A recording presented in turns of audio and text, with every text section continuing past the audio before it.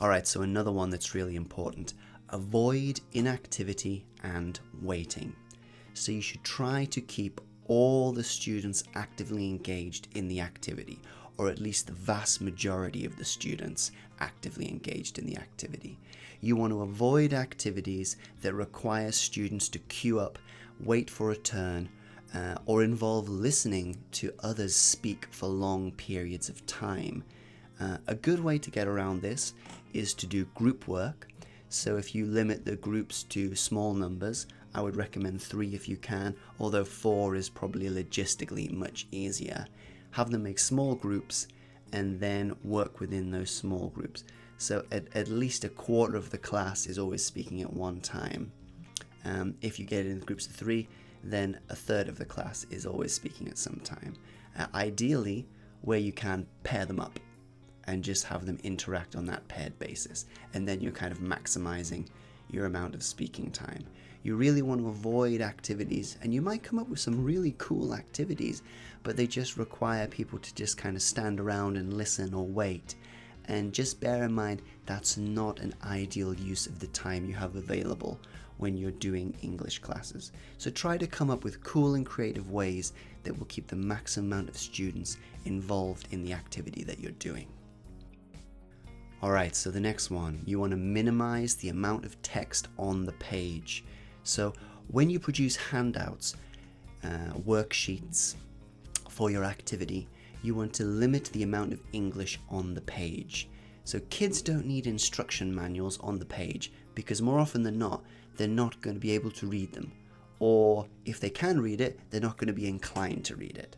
So when you do an activity, demonstrating the activity with you and another teacher or you and another student in the class, that should be enough for the students to understand how to do it.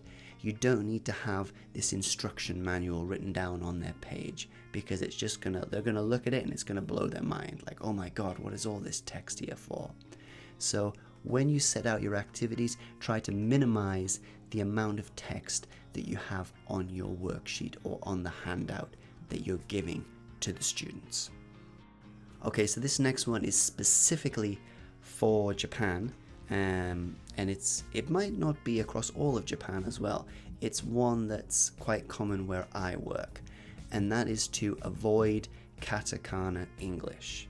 Now, it's kind of a double-edged sword, because if you use katakana on your worksheets, the students will be able to read the English in a roughly understandable way.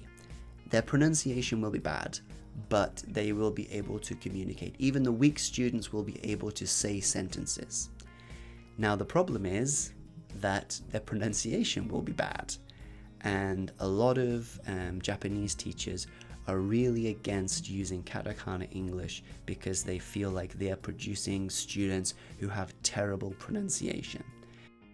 I feel it's a real big help for the weaker kids, but equally I know it becomes a crutch for the lazier kids. So where possible, try to have the kids reading the English as written in English and not to rely on katakana to help them. Okay, so this next one is a layout thing, and that is one page, one activity. So don't have several activities on one side of paper. If you want to have multiple activities on one handout, have one on the front of the paper and one on the back of the paper. The reason for this is if you have multiple activities on one side of A4, it's going to look cluttered and it's going to look confusing. And I guarantee you, if you have multiple activities on one page, some students will do the wrong activity.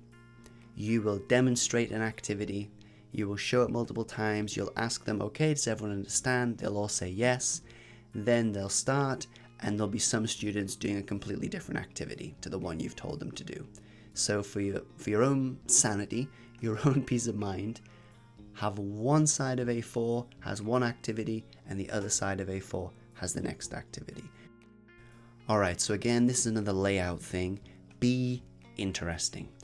try to make worksheets that look exciting and appealing. Avoid producing worksheets that look like legal documents. And if you've worked in Japanese schools, a lot of teachers produce worksheets that look like legal documents. And that's mostly because they are so busy, they are so overworked, they are so overwhelmed, they don't have time to mess around making it look pretty and nice. They have to get the core amount of information that the students need to know. They type it up on Word, print, boom, photocopy, boom, boom, boom, boom, boom, done. Next thing I've got to do. So, as an assistant English teacher, your job should be to produce stuff that looks exciting and looks interesting and looks engaging and help the students escape from that legal document style worksheet that they're used to. Use limited text on the page, but make it big, make it bold. Use pictures and make the pictures big if you can. Don't just have little tiddly pictures in the corner where people have to squint and see where they are. Have nice, big, simple pictures that will engage the students. Now, you're probably not going to be able to use color, so in that case you need to find little cool, interesting pictures that will pique the students' interest.